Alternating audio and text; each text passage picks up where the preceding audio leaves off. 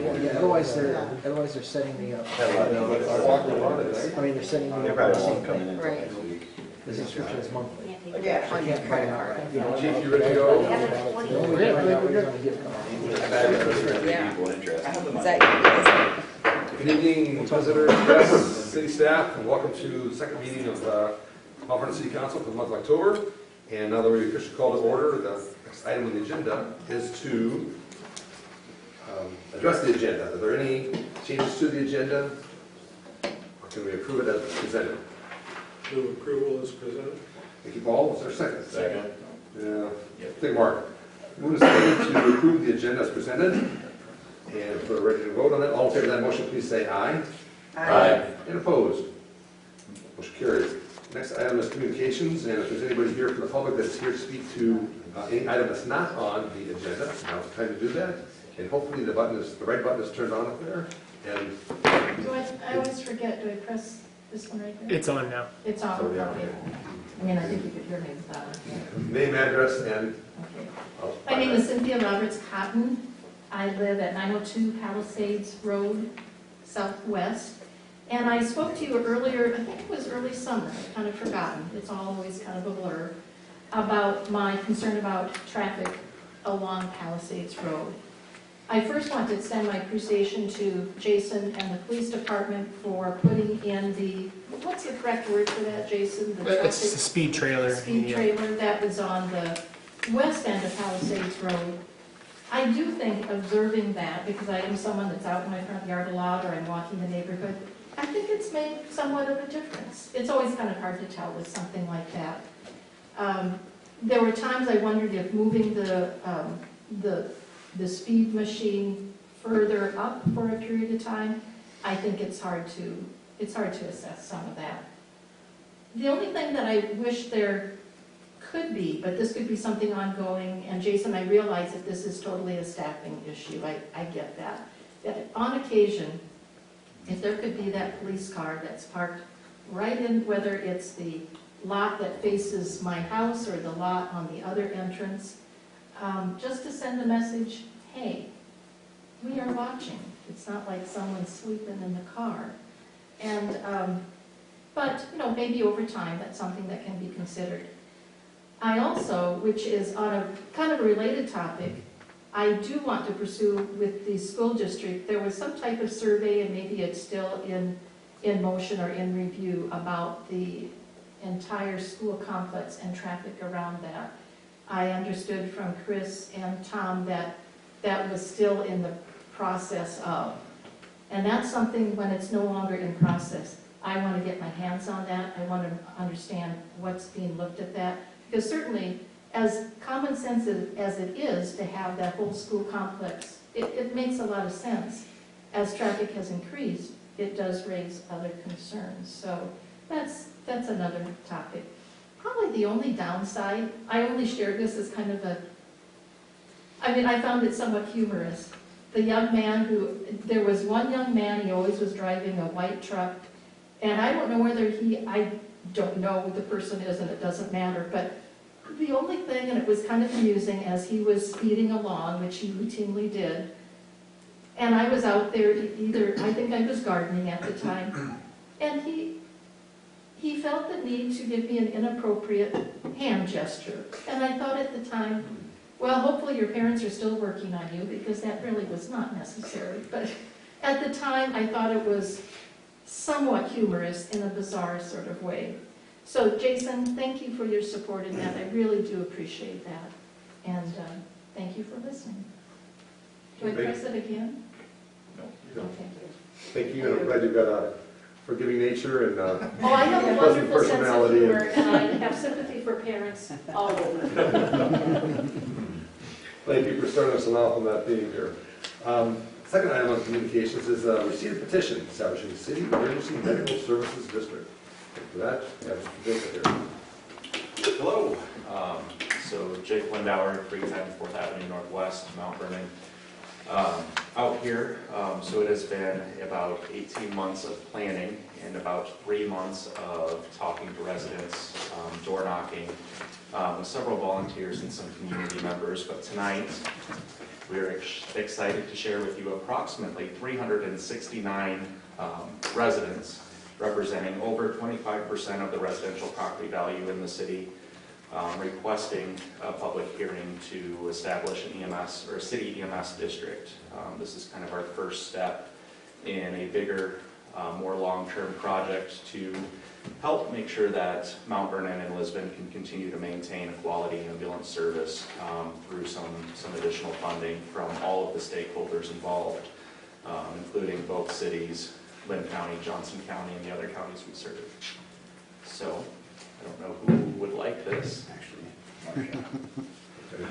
here you go. The winner! Thank you. So, thank you. Thank you, Jake. Thank you, Jake. For your work on this project. And everyone who helped. So, real quick, if you have questions, I would probably hold off until the resolution setting. You may need to have to take more questions and have more interaction outside of something that is under your Okay. That would be appropriate. Thank you, Jake. Moving on to the consent agenda, I think, is where we're at. Got one item on the consent agenda with minutes. Move approval of the consent agenda. Thank you, Scott. I'll second. Stephanie, moving seconded to approve the consent agenda. We're going to vote on that. All in favor of that motion, please say aye. Aye. And opposed? Motion carries. Got no public hearings, but next is ordinance 10-6-2025A, providing the general property taxes levied and collected each on certain property located within the Stonebrook urban renewal area in the city of Mount Vernon, county of Lynn, state of Iowa, by and for the benefit of the state of Iowa, city of Mount Vernon, county of Lynn, Mount Vernon Community School District, and other taxing districts. Be paid to a special fund for payment of principal and interest on loans, monies advanced to and indebtedness, including bonds issued or to be issued, incurred by the city in connection with the Stonebrook urban renewal area, phase 5 parcels. And we are at the second reading area there. Questions, comments, anything further from staff? I would move approval of ordinance 10-6-2025A on its second reading. Default, is there a second? Second. Moving second to move forward with this ordinance approval for the second reading. And if there are no other comments or questions, I think we're ready for Marcia to call the roll. Turler, Yes. West. Yes. Engel, Yes. Anderson, Yes. Rose. Yes. And that ordinance passes for the second reading. Moving on to resolutions for approval. 10-20-25A, approving the annual financial report for fiscal year 2025. You can start us off with there, Chris. This is an annual report that we provide to the state of Iowa. Shows our budget actuals. So, it's kind of, I hate to use the word self-explanatory, but each category is broken down per table, and if you have any specific questions, you can answer them for you. A lot of information there, I'd say. We are grateful that Brad crosses the Ts and dots the Is on this, Yeah. and has done it for years, and as Mark said, for a reasonable fee. So, grateful for that. If there are any questions, then I would move approval for resolution 10-20-2025A, the annual financial report. Thank you, Craig. And this is second by Mark. Moving to second to move forward the approval of the annual financial report for the fiscal year 2025. And if we are ready to vote on that, Marcia. Anderson, Yes. Turler, Yes. Rose, Yes. West. Yes. Engel. Yes. Thank you all on that big project. Number 3, resolution 10-20-25C, approving the final plat of Spring Meadow Heights, 4th edition, to the city of Mount Vernon, Iowa. I think we, oh, that's right. Disposal of city-owned property. Sorry. It's got a shorter title, so it Yeah. doesn't speak to me, but, Street sweeper, yeah. The city street sweeper, I'm gonna tell you, we're gonna put it on Gov Deals. I'm highly expecting nobody to take it. I think it's going to end up being scrapped, but it's in that bad of shape, so it's time to get rid of it and start looking for a replacement. We've known about this for a while, and as well as the disposal, as well as the need for a new one. Well, that's that. There's nothing further. I'll move to approve resolution 10-20-2025B, disposing of city-owned property. I'll second. Thank you, Marcus, second. Second to move forward, this disposal of city-owned property, specifically street sweeper. And I think it's time to vote for that. You ready, Marcia? Engel, Yes. Rose, Yes. Turler, Yes. West. Yes. Andreessen. Yes. That resolution passes. Now we're at 10-20-2025C, approving the final plat of the Spring Meadow Heights, Fourth Edition, in the city of Mount Vernon. Saw a model of it at our place settings. Moving to the northeast.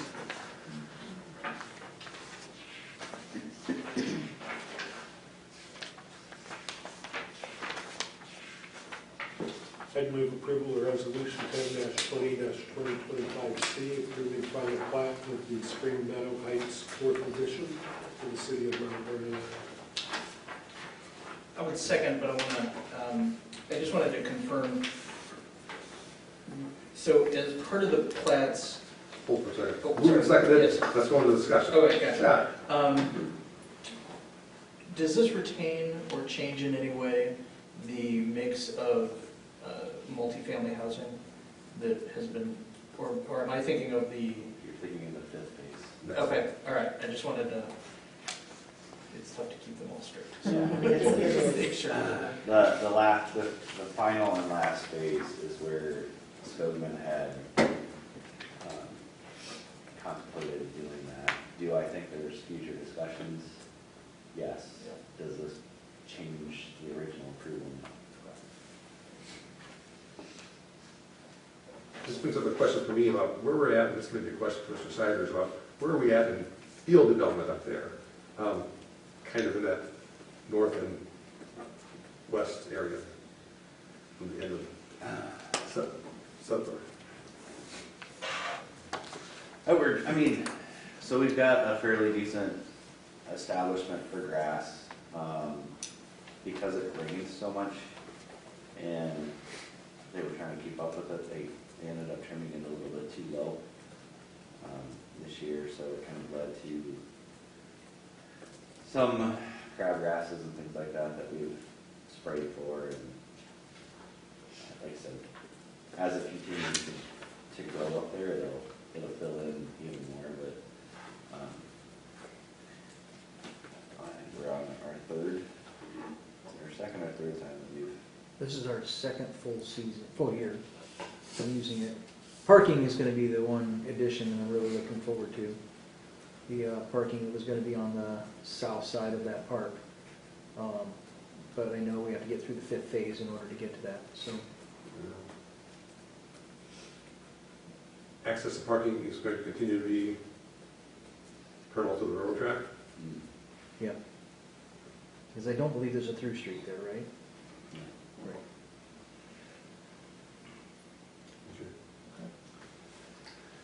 We have a motion and second on the floor to approve 10-20-2025C. If no other comments or questions, if you're ready to vote on that.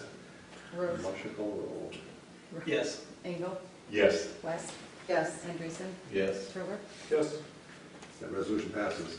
Next is 10-20-2025D, establish a public hearing date for a petition establishing a city emergency medical service district for 357G of the Iowa Code. And this is us back to James. Yes. So you each should have kind of had an outline of the 357G code.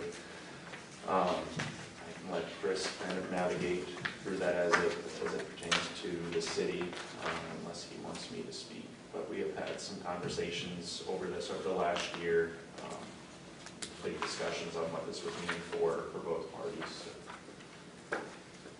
Yeah,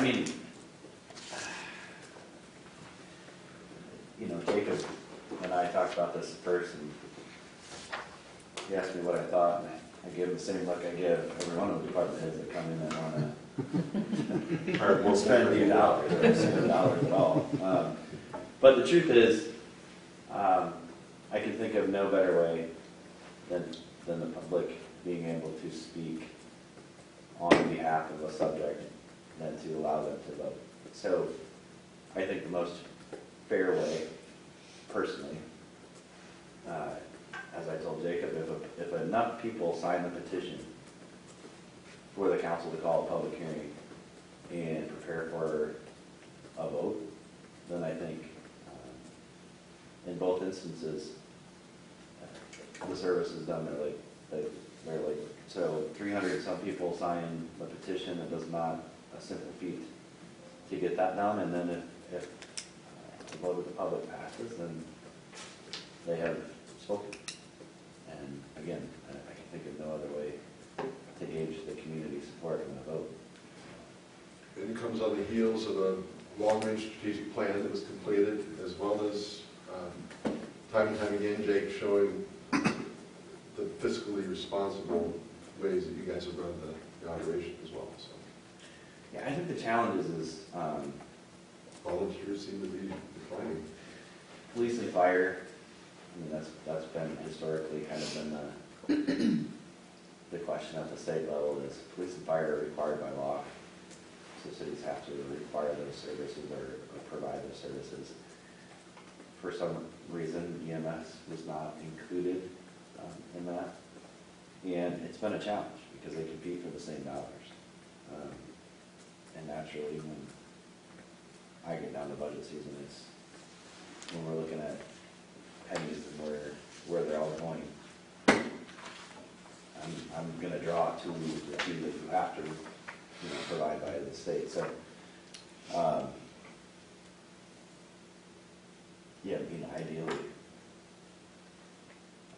this would have just been a service that was included with police and fire. But this is about as close to that as you're going to get. Like I said, if the majority of the citizens in Mount Vernon speak, then so be it. It has to be 60%, right? It does have to be 60%. Yes, so. And just as a primer, just to make sure I understand, or can kind of. So right now, our EMS service is funded through the city and insurance and donations. Essentially, I mean those are the Correct. three big Correct. buckets. This would enshrine within code the existence of EMS and put the responsibility to fund and operate it on the city. Is that? Yes, I mean, so in its kind simplest of, term. yeah. So basically, we're creating a district that's saying that the city is going to allocate dollars for EMS of some sort. The way the petition is written, it is to continue to support the operations of the current service, with our goal of supporting, all EMS within the community. So that would include providing, equipment, whatnot, to the fire department EMS division, and trying to offset some of the costs that they're using fire dollars for.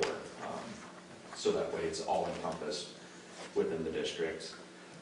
It also brings in the other players. Right now we don't receive any funding from the rural districts.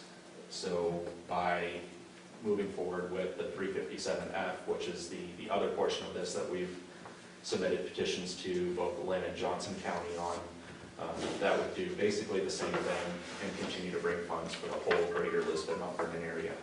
So, Speaking of that, Jake, what is your expectation for Lisbon's involvement in this? I would so I can't speak because it'll ultimately be up to board trustees. The proposal that we're setting out is a universal levy across all districts through a joint district. So through 28E, merging the districts together, having all of the trustees sit on the board so we can have those conversations. Obviously that is me talking. It'll be a bigger discussion for the trustees once they're appointed or elected. To Chris's point, I've got plenty of other questions, but Yes. we'll hold off until the. I appreciate all of the work that's gone into getting this, not just for the city of Mount Vernon, but you also had to do it for the city of Lisbon and for the rural districts, and that is no small feat.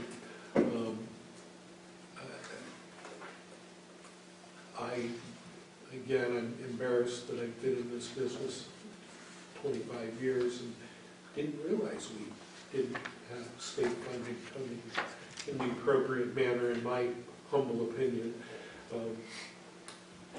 And I think this really is needed. Services, even those services that are funded, such as fire, there are districts across the state, small communities that struggle because of the lack of volunteers. Our neighbors to the west, West Bertram, we are seeing them. And I've been fortunate enough that I haven't personally needed their services. My father-in-law did, and I'm grateful that the services are there. I can think of really no better place to ask the citizens for their voice on this. And I really believe strongly this is the right step forward. Thank you.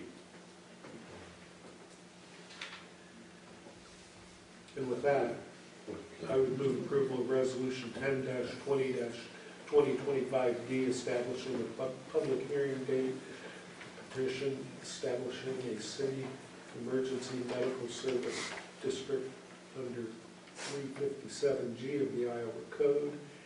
In our first meeting in November, is what day? November 4th.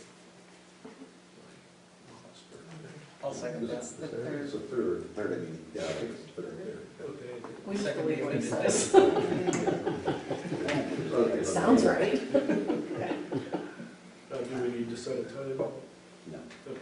It's just such a- Motion and second for Paul and Scott for the Monday, November 3rd, date for the public hearing set up. And I'm assuming that's okay with Jake and company. So, if there are no other comments, I'm ready to vote on that. Turler, Yes. West? Yes. Engel? Yes. Andreessen? Yes. Rose? Yes.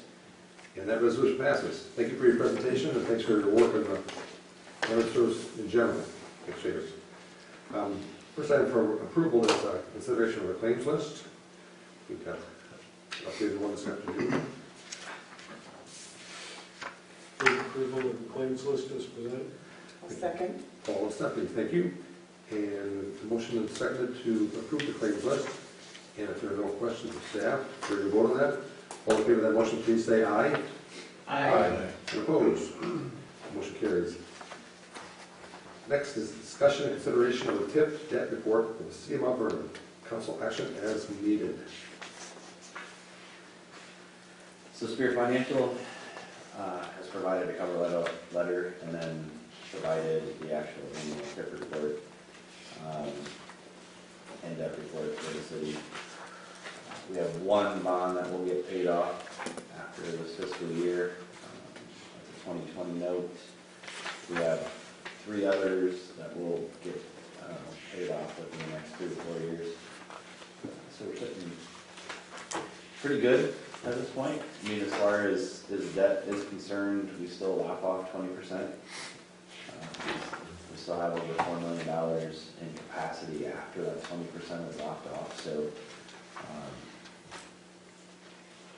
even though we've been able to accomplish quite a few projects, we're still doing so in a somewhat conservative nature, I would say.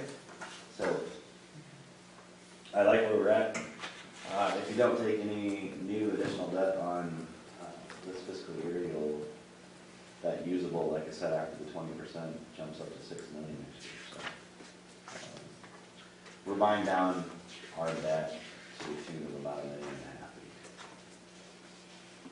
It's making progress. Pretty aggressive schedule. It's good progress. thanks for this update, and to hear all the state reporting. And Scott was going to say, Well, I just, it's often that we don't worry about or concern ourselves with these sorts of things, and then something like derecho happens, and we as a city have the funds and the wherewithal to handle, and whether, pun vaguely intended as I got halfway through it, a storm like that. And so I want to just, as we were walking in, we were kind of having a conversation, but thank staff and Brad Hougsey and Spear and all the folks that go into keeping all of this stuff straight and the city financially responsible and solvent and able to handle those sorts of things that you never consider, but until they, right in your face. So, appreciate it. Yeah, I think it's a kind of a misnomer because you see it on TV that as soon as a disaster happens, the federal state dollars start pouring in, and that's definitely not true.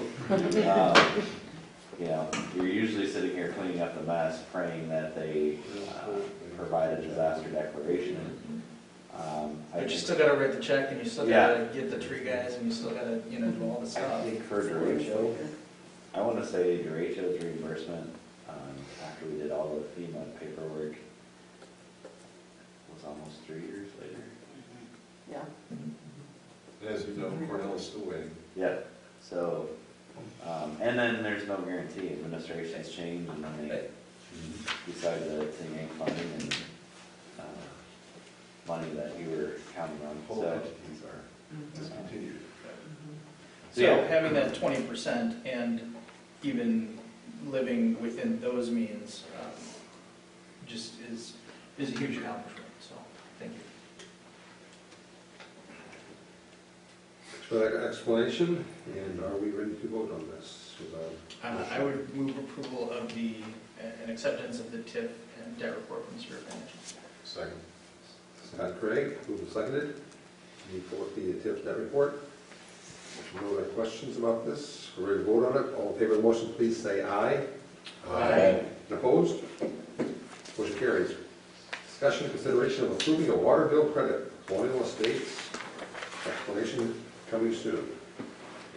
So I think in the first time in 10 years, I started putting together a report, and I'm like, there's no way I would spend an entire week putting this report together to give you a synopsis of what's been going on in the last 2 years.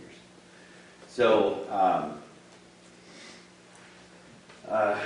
Colonial Estates obviously is the little old park on the north side of town, and that whole property is served by one master meter. So our water service goes to that master meter, and from there, it's distributed to each individual trailer through a network of private lines and services. So these large meters, all meters in town get read at different rates. So it can be 100 gallons or 500 gallons, and then there's a multiplier that the system puts in to ensure that they're paying the correct amount based upon how many gallons per minute are going through the meter. So for the longest time, that meter was being read at 100.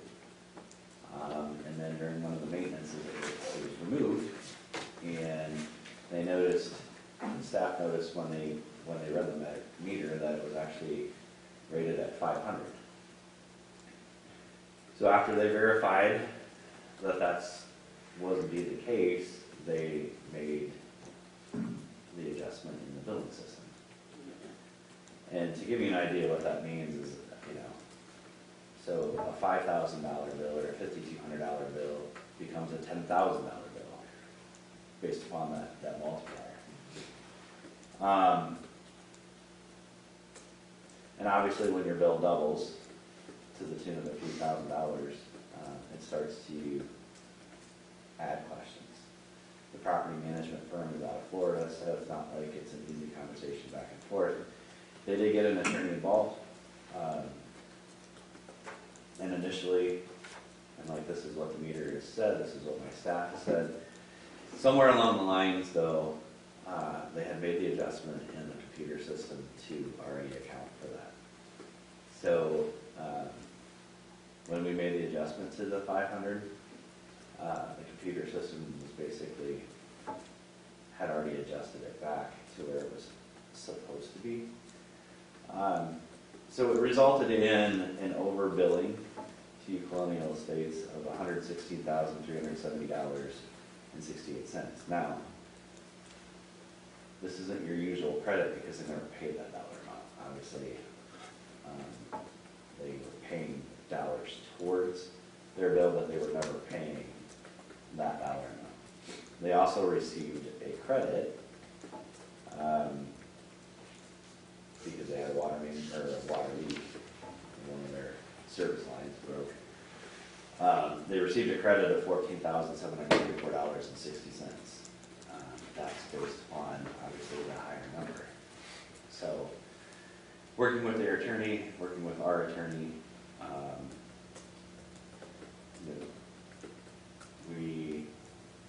I determined, based upon the actual reads, and then what the calculated read would be after the fact, that that $14,000 would be reduced to $2,839.25 based upon what they should have been billed. So grand total, based upon everything that we put together, Colonial Estates has been overbilled $104,475.33.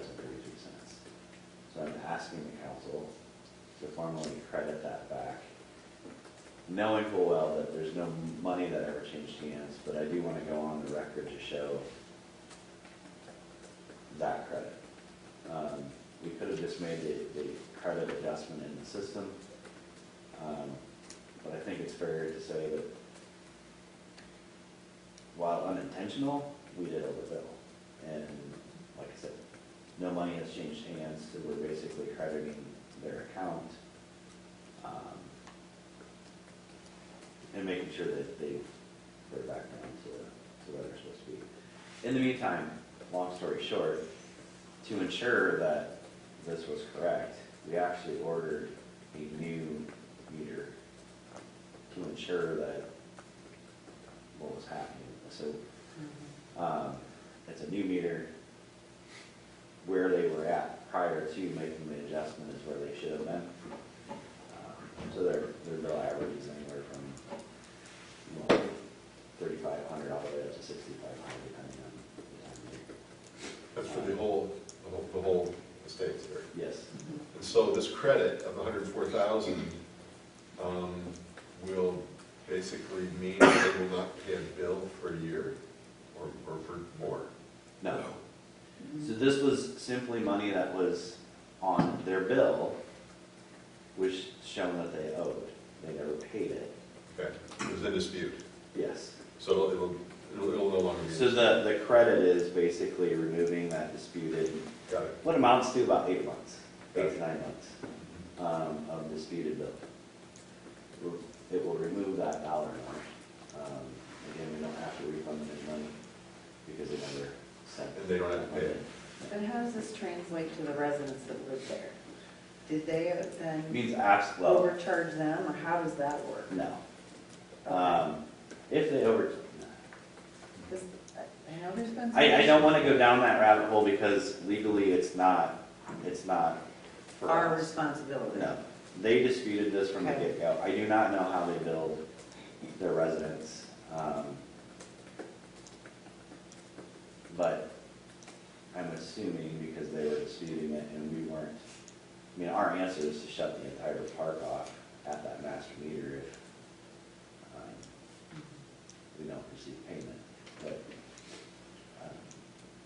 I'm going to assume that they kept their rates the same and didn't make any Well, that's my hope, that residents there were treated fairly. And despite the fact that no money was changed hands, at least between the estates and the city, in regards to this $100,000+, by us clarifying the overbilling and crediting it, it would allow the residents to have that transparency, and if there were issues with their bills, they've got Right. something to lean on to Right. say, no, in fact, Mhm. you didn't pay that, and the city is taking care of their end of it.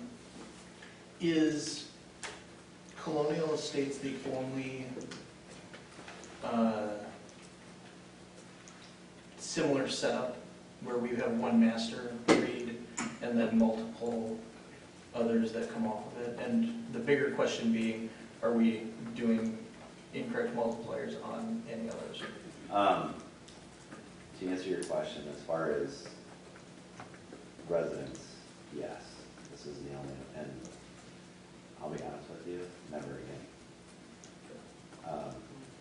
This is complicated, and then to be on that, we don't have the ability to help residents in Colonial Estates when there's issues, because we don't own the lands. Cornell has some shared areas that go to various commercial-sized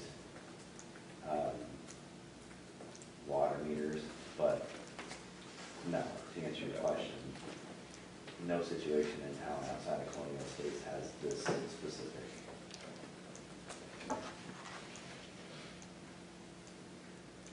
Since I just opened some mail from our auditor this evening, does our auditor need to know about this now? Or I know it's probably a special note to them at some point, but do they need to weigh in on this at all yet? So typically what the auditor will look at in that situation again, number one, they're looking for fraudulent activity. There was no fraudulent activity here. It was just an oversight on our part. The second thing is if we were to actually have to cut a check, or if this was a legal settlement, then we would have to share that information with the auditor as well. This has not become a legal issue yet. I cannot say without a shadow of a doubt that it won't. But again, from a damage perspective, there's no monetary dollars that exchange hands. And our improving this water bill credit would be a positive step forward. Correct. And document the action. Yeah, having this sit on their bill, it makes absolutely zero sense when we know. And again, it's a multiplier. You do a 5 or a 1. So. Well, unless there are other questions or concerns, I would move approval of the water bill credit for Colonial Estates as outlined by Chris. I'll second. Scott and Stephanie, moved and seconded to move forward with the water bill credit for Colonial Estates. And if there are no further questions, we're ready to vote on that. All in favor of the motion, please say aye. Aye. And opposed? Thank you for the explanation. Going through a lengthy process. Yeah, and the work that went into uncovering and sorting that out is greatly appreciated. Because I would have had a headache for weeks. Just for the record. For the record, yes. For the record, that motion did carry. Next, discussion and consideration of purchasing a used street sweeper. So now that we Which we need one now. have disposed of our old Scrap your other. We don't need it till spring, do we? So, one of the things that staff has been looking at is for the frequency in which we use the sweeper, it's basically twice a year. Do we look at trying to rent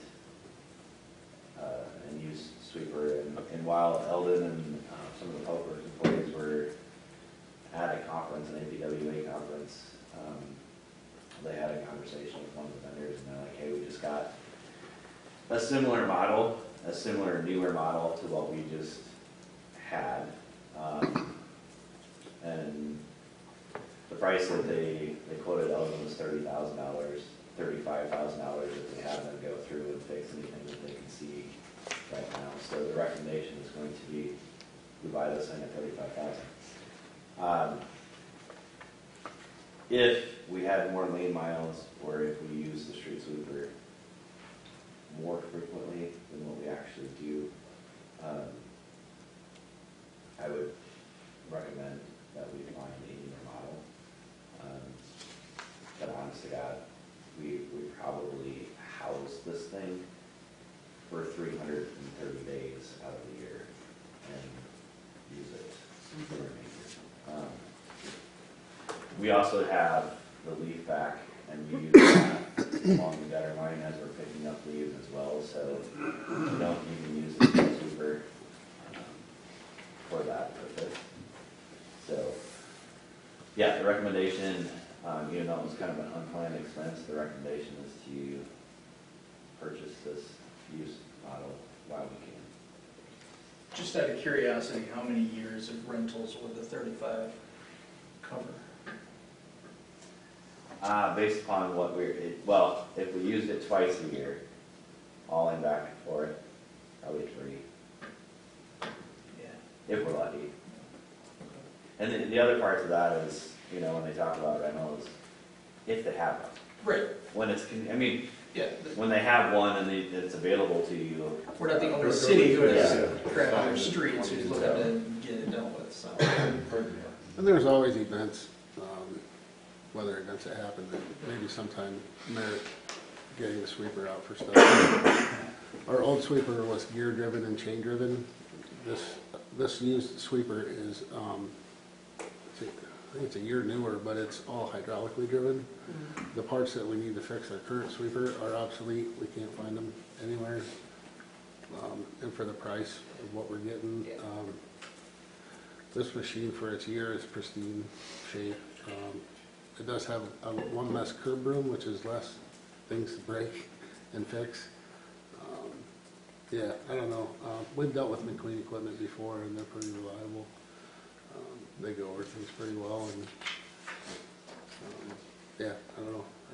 I think it's a good move for us. The actual fall street sweeping is supposed to start next week. So. Yeah, well, And we shouldn't have issues finding parts. No. And actually, there are a few parts on the old one that are interchangeable with this newer one that we can pull off. But yeah, nobody's online. Well, with Chris's explanation and Eldon's endorsement, I would move to approve the purchase of a used street sweeper. And do we need to say not to exceed $35,000? I actually would probably do not to exceed 40, just to Okay, make sure that. not to exceed $40,000. Transport's probably in there somewhere too, I don't know how you're gonna negotiate that. I'm sorry, I interrupted. It's all part of the delivery as well. Okay. I didn't catch your last part, your last comment. It's deliveries included. Oh, okay, so that's already negotiated, okay. Rick and Scott moved and seconded to move forward with the purchase of a used street sweeper. And if there are no other questions of staff, ready to vote on that? All in favor of the motion, please say aye. Aye. Opposed? Motion carried. Discussion and consideration of setting a public hearing date for cemetery corrective action on cemetery markers. Council action as needed.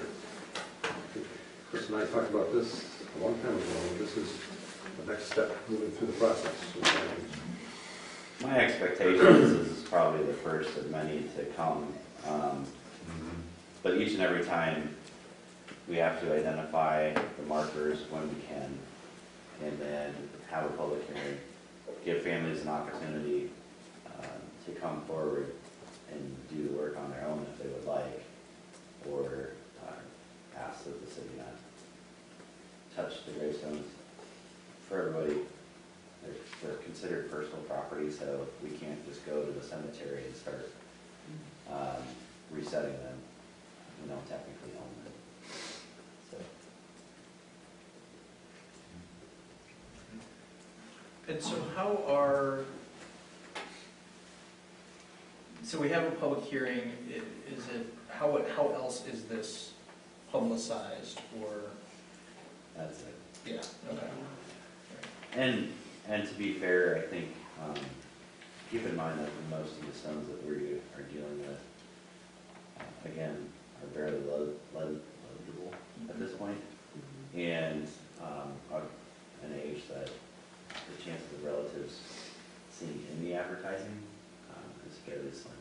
Those that do have relatives that are concerned about the stones are in the cemetery, and and asking what they can do now, so. Basically, how much time are you giving them to respond to this once you post it then? So it's a 4 and 20. Your public hearing would be again November 3rd.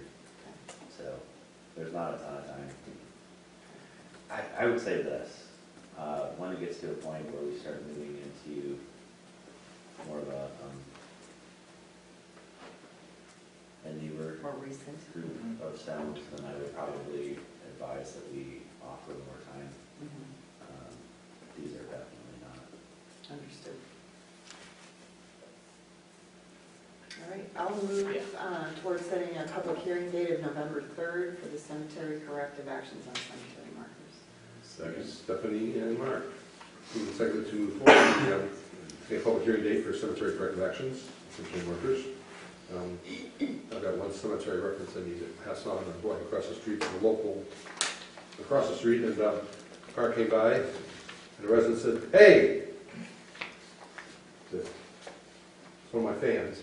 And what you're doing in the cemetery is good. And then he buzzed off in his Mustang. So that's my comment for the day. Cemetery. What's that like? I mean, it's either they're yelling at you or Mary Evans. And, you know, if we have a choice, I would tell them. Mary Evans. This is my point, right? Nobody would, yeah, exactly. I'll take the heat on that. Yeah, Or that's really whatever. But that's the first hey I've got for the main street. Luckily, the light didn't go last any longer there. Getting back to this here, we've got a motion and a second. I think we're ready to vote on moving forward with this public hearing date. And if there are no further comments and questions, ready to vote. All in favor of the motion, please say aye. Aye. And opposed? Motion carries. Discussion consideration of a blower motor for the wastewater treatment facility. Sounds like it's needed now. Yeah, the repair is $47.55. To buy new, a little over 10,000. There is potential to have $2,000 to $3,000 worth of electric work. That's done regardless if we buy new or repair. So Alex felt comfortable when I had a conversation with him that the repair was going to be a good fix. So you asked for a not to exceed of 8,000? No, With the total? the not to exceed would be for the blower motor itself. Any of the associated work with it, because of the grounding, is under operations. So I don't Okay. necessarily need to make a motion for that. So just the 47.55? Yeah. I would go ahead and move approval of repairing the blower motor at the wastewater treatment plant for the quoted $4,755. Thank you, Scott. And is there a second? Second. Paul. Moving second to move forward with the blower motor for the wastewater treatment facility. And if we are ready to vote on that, all in favor of the motion, please say aye. Aye. Opposed? The motion carries. Discussion consideration of GMT invoice 4-271116. HPC Design Guidelines for Historic Preservation Committee. They continue to move forward with this project. This pay estimate is in the amount of $3,916.63. I would move approval of the JMT invoice number 4-271116 for the Historic Preservation Commission at the amount of $3,916.63 as this project begins to wind down. Thank you, Craig. Second. And Mark. Moving second to move forward with this JMT invoice. If there are no questions, staff, ready to vote on it? All in favor of the motion, please say aye. Aye. Opposed? Motion carries. Next is discussion and consideration of media replacements for pool filters. I don't understand much about this, but Brings a whole new meaning to the word media, right? Especially when it's rocks and sand. yeah, exactly. So, if you've been to the pool, the little lean-to area that's behind the fence, there are a series of 4 filters. Think of your filter at home, which basically cycles through, but instead of that paper filter that it funnels through, this goes through a series of sand, and that sand collects, Yeah. you don't want to know. It's gross. Yeah. On a daily basis, those filters are then backwashed. So we reverse them, wash that sand off, and then that is emptied in one of the drains. You should come watch it sometime. It's menation. It's not You, great. that's why we pay Katie. The water looks crystal clear in the pool. That water that comes out of that filter after a backwash is not crystal clear. So The opposite. Well, that means they're doing their job. yes, it is. So that is why the recommendation is to not just put the sand and pea gravel in there, to actually use the more expensive media. Our filters are old. I would love for them to last as long as possible, because the replacement filter is not cheap. But it has not been done in the 10 years that I've been here. And I don't know, Matt, has it been done since you've been here? I've been here 15 years, it's done once that I recall. So it's time. So staff is recommending that we move forward with the replacement for the 4 filters, $50,600. They will come in, it's like they shot back it out. Then they replace all those lines. There's multiple lines that circle inside of that filter itself. Pumps the water kind of through it. So they'll do any maintenance on the interior of the filters that's needed and then replace them. We've made a commitment to stay with what we have for now, so I'll move to approve $50,600 for the media replacement for the pool filters. Second that. Tiffany and Craig, moved and seconded to move forward the media replacement for the pool filters. And if you would like to vote on that, all in favor of that motion, please say aye. Aye. Opposed? Motion carries. In the same area, discussion consideration of swimming pool gutter pipe replacement. So just an FYI, and I know that you're aware of this because I sent this out to you, this project is already underway. If I can explain, the intent was, there's PVC pipe that is in the gutter that not only funnels water to and from the system, it fills connected to the autofill and all of this. But their age is, we needed to replace them as well. Our goal was to potentially, because it's just PVC pipe, to replace that with staff. Until we had our walkthrough and realized how difficult the new gutter system, not necessarily to replace. The old gutter system that we had, you couldn't replace at all. The template was proprietary and the individual that designed it would not give it away. So everything that we did to replace the existing filter was basically manufactured. Not an ideal situation. So we did replace the gutter system. Gutter grades, they're nice, but to get them in and out is definitely not a task that we wanted to undertake. So Cleva already had to do work on those gutter grades as part of the punch list. And we asked them what it would be for them to, while they're doing that, to just replace the PVC piping in the gutters themselves. And that number looks incredible at $16,006. And the fact that we don't have to try and do the work was too good to pass up. Well, we've started the work, and as Stephanie said, we're committed to refurbishing the pool. So I move to approve the $16,006 to Cleva to replace the piping in the gutter system. I'll second. And Craig and Stephanie, moved and seconded to move forward the replacement swimming pool gutter pipe replacement plan. And if we are ready to vote on that, all in favor of the motion, please say aye. Aye. And opposed? Motion carries. Next, such consideration of replacement firearms purchase. This is the first for me. So in the category of things that we purchase that we hope we never have to use outside of for training purposes, it is time to replace the duty firearms for our police department. That dollar amount is $6,664.48.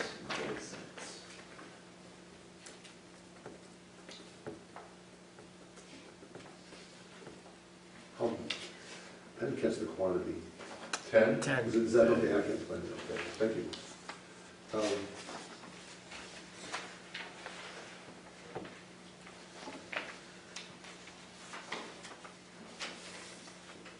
Any questions of staff? So this replaces the firearms for the entire force? It does, yes, plus 2 for part-time employees as well. What happens to the foreign firearms? The company will either buy them back or they will give us the option to buy them back as officers. So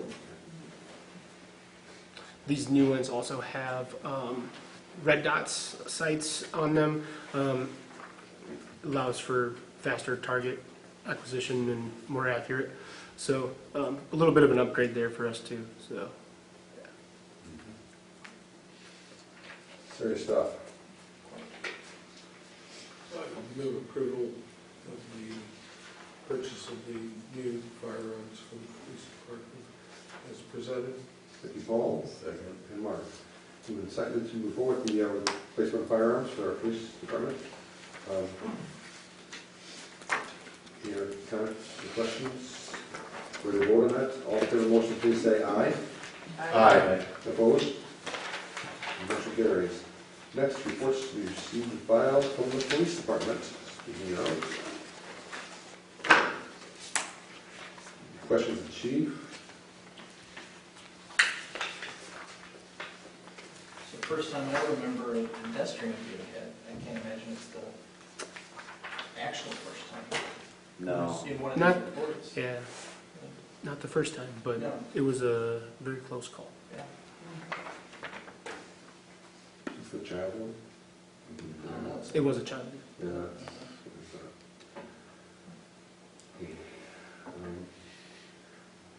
Thank you, Chief. And any other questions or problems? Moving on to Public Works. Mr. Downs.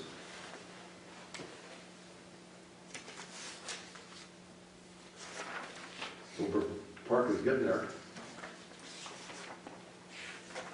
Grass is growing. Let's see. You don't water that, right? You don't water that.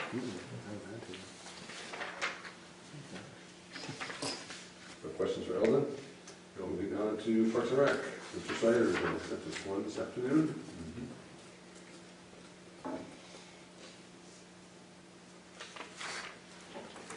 Always busy.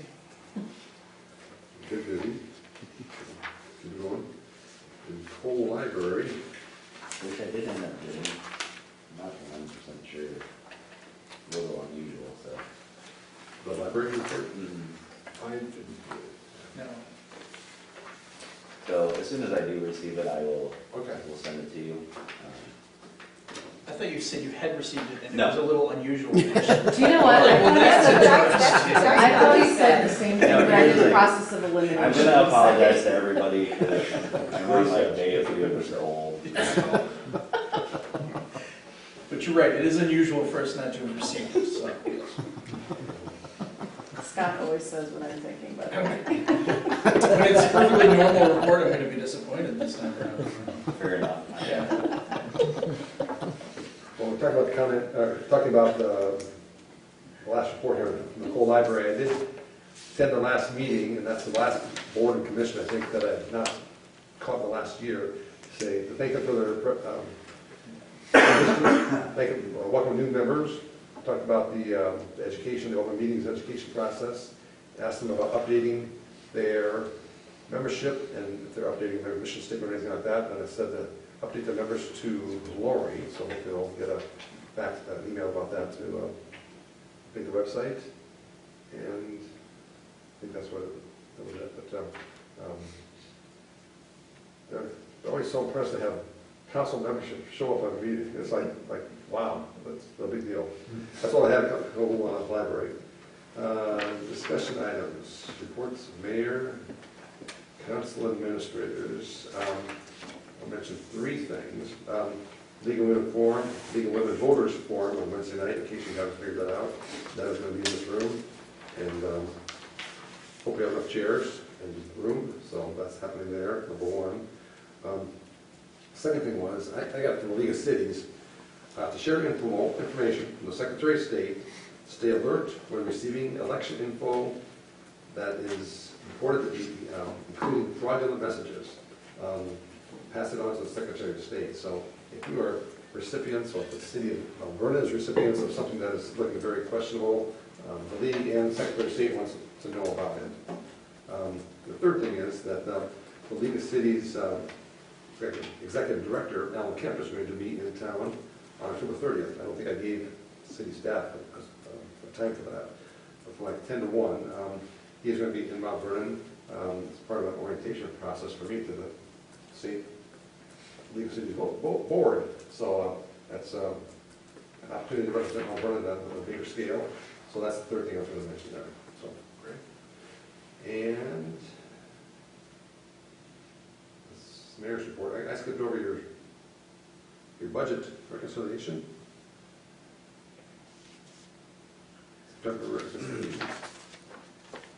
I dislike September more than any other month. Sorry about that. Typically, because we haven't received our first tax payment yet, so everything looks drastically bad, even though there's almost $7 million sitting there. It just doesn't feel very good. The next month will look much, much better. There are some negative balances. Again, LMI and TIP tax payments, as soon as those are received, those will go away. You can see where Stewart is at in comparison and why the need for the increases was there. Public Works facility, we know about, we're just waiting. That sale comes end of this month, so hopefully we'll make a dent in that. So someone's put an offer on that? I've had 4 individuals interested. I haven't received an offer, which is unusual. My expectation is they'll wait till the last minute just to see how many are here before they put their final number down and seal it in an envelope. And then Lynn County grant, that one is we pay at a time and then ask for reimbursement. So most of the deficits right now are just waiting for monies to be moved. Right. Any questions, Chris? So we have from the September reconciliation report. Any council reports? Committee reports? I do have one thing. Sure. In the current issue of Cityscape magazine, they talk about an Iowa Cyber Resilience Initiative. And having managed an IT team, you cannot be too far ahead of what is going on in cybersecurity. And they're offering free evaluations. So I would just love to see us at least get more information on it. It's no charge to the city. They're fully funded by a federal program. And I'll just leave this with you guys. Okay. And with regard to the Cityscapes magazine, the most recent one, the article about the Uptown lighting project is also featured in I the saw article there. that, yeah. So that's pretty cool. That's great. The ribbon cutting about 2 months ago, I think that's what was posted there, so it should be pretty impressive there.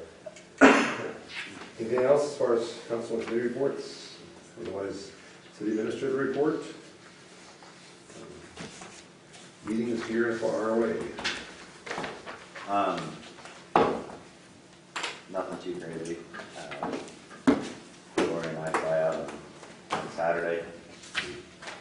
Back on Monday, back in the office on a week from Thursday.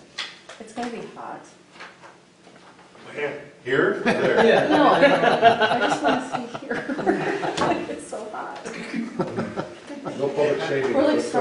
That's the worst look I've ever seen you give a council member. I'm quite sure when you come back, it will be good. Oh, Can we just say that our conference is in Tampa, Florida? Is anybody else gonna complain about I wasn't Tampa, Florida? complaining, I was just saying, Oh, it's gonna be hot, and we just got out of hot. Suck it up. This would have been nice in January. I do, want to point out, the appreciation that we have for allowing us to go. Obviously, this makes up half of my annual reporting for my credential manager. But It's just starting mine. it doesn't go without saying that we recognize the expense, but appreciate your support. And confident Chief Links and Alden Marshall, everybody at City Hall. It's not like we're not available while they're down there. Just want you to say. I mean, unless things overheat, your electronics. I know. It will be rough, I'm sure. Harry, the script on I know. continuing education and further development of staff is not something to shortchange. Right. Anything else? One final thing, just because our next meeting is the night before, Tuesday the 4th is Election Day. So, just a reminder, civic duty and whatnot. Thanks, Scott. Anything else that needs to come before this board? Otherwise, we are adjourned. Thank you very much.